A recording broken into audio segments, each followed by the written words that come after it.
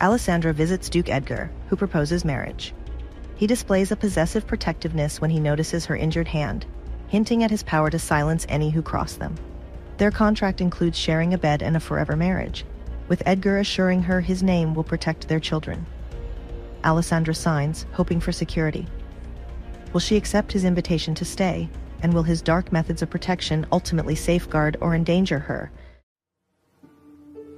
Forever? Alessandra muttered in disbelief. Forever was a long time. Was she wrong to believe he would only want to do this for maybe a year or two? Wasn't that what the people in the books she read did? Yes, forever. Do you plan to break your wedding vows? Till death do us part. Edgar grinned, enjoying the look of horror on her face. He only planned to get married once, which was why it had to be with someone he could tolerate. At some point, you will need an heir, she said. Did he expect that to happen with her? Of course. My wife shall be the mother of my child, but no need to worry. I am not in the mood to have a child running around my home anytime soon. Honestly, Edgar had a dislike for children. You wouldn't mind me having your child? Alessandra didn't know how she fell into this hole of confusion, but she would really enjoy Edgar's help to pull her out of it quickly. You're starting to annoy me by not understanding what is simple, Alessandra.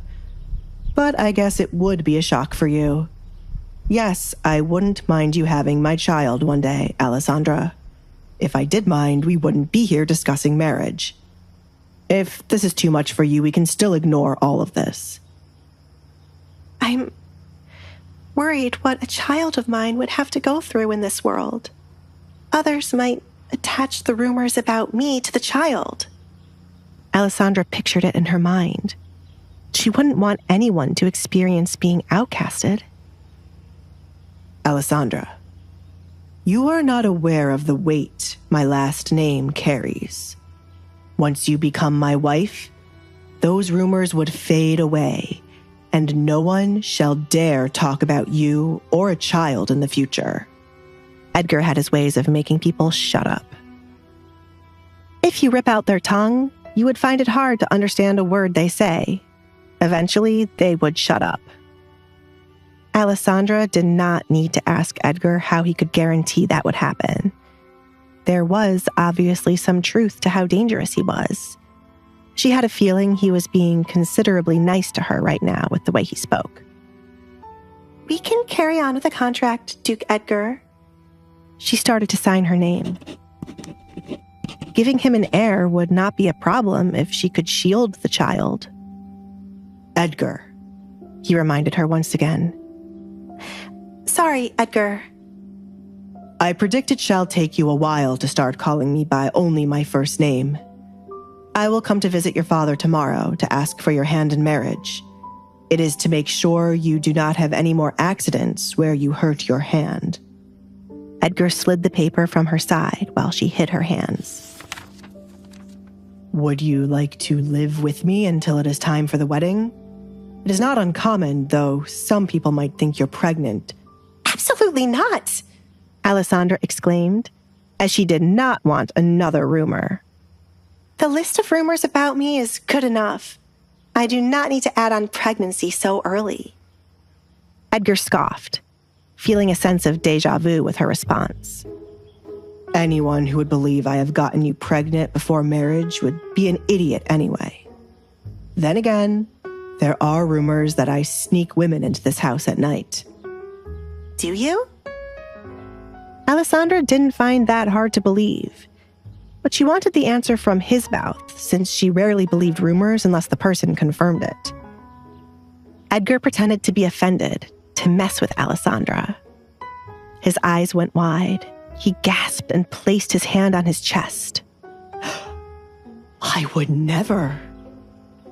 Alessandra felt bad for even questioning it. I'm sorry. But there was some truth to the rumor. I didn't sneak the women in here. They jumped over the gates and my guards caught them. One person who heard about it passed it on to another until the story changed completely. Rumors are such messy things when they are about me. There are some moments when they help me catch criminals. Right. He has been assigned to investigate cases under the king's orders, Alessandra said to herself. I shall hide the contract somewhere safe for no one to find. Now that the contract is over, have you eaten? Alfred can bring you breakfast, or have mine. I am not ready to eat with the work I have to do. I would have been done already if not for your father and his lie.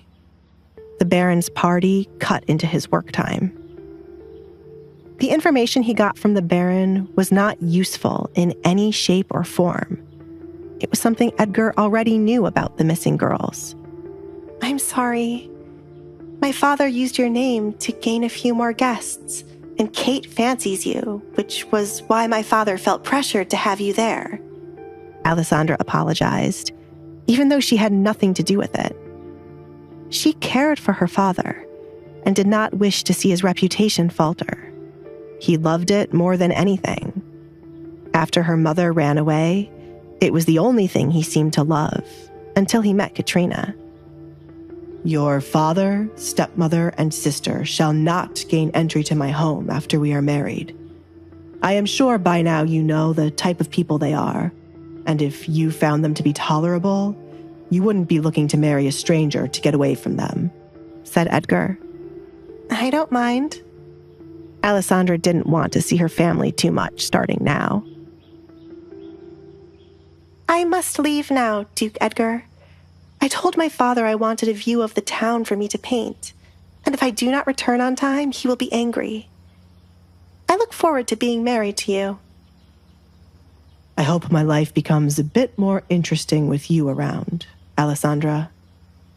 Come, I will walk you out. Edgar stood up from his seat. He could hardly wait for the king to find out about the woman he was marrying. It would teach the man to stop meddling in his friend's affairs. Thank you. Alessandra accepted the Duke's hand when he came to help her. You have a beautiful home. I am jealous of your paintings. Do you enjoy painting?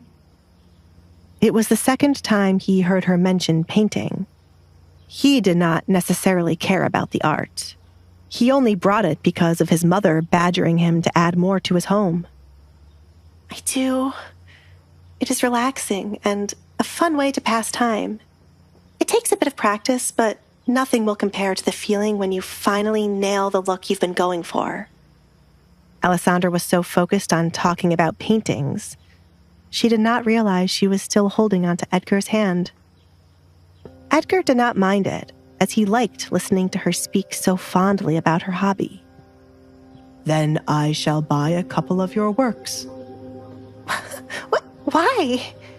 Alessandra choked up. She had never let anyone see her work for them to be able to buy any of them. I am not a professional. I should at least buy it from someone I know. I have no idea who the people are that made the art in my home. Pick out the best ones you have to be placed around my home. I shall let Alfred take down some of the ones I have placed up. Are you crazy? Alessandra asked without thinking. Why on earth would he waste money on her paintings and take down the beautiful ones he had up? No. My doctor said I am not crazy as long as I don't... Never mind. This shall be your home too. So you're free to decorate it as you see fit as the lady of this house. You should add pieces of what you like to make yourself at home, and I shall pay for it. That makes sense, Alessandra muttered, now understanding what he was doing. But Alessandra's question hung in the air, unanswered. Would Edgar truly replace his valuable art with her amateur pieces? And what did this unusual offer reveal about the enigmatic Duke? As the wedding day loomed closer, one thing was clear. Alessandra's life with Edgar was shaping up to be far more unpredictable than she could have ever imagined. Hey, I'm Alessandra. If you're wondering what happens next, download the Pocket FM app now and listen to the exciting episodes of The Duke's Masked Bride.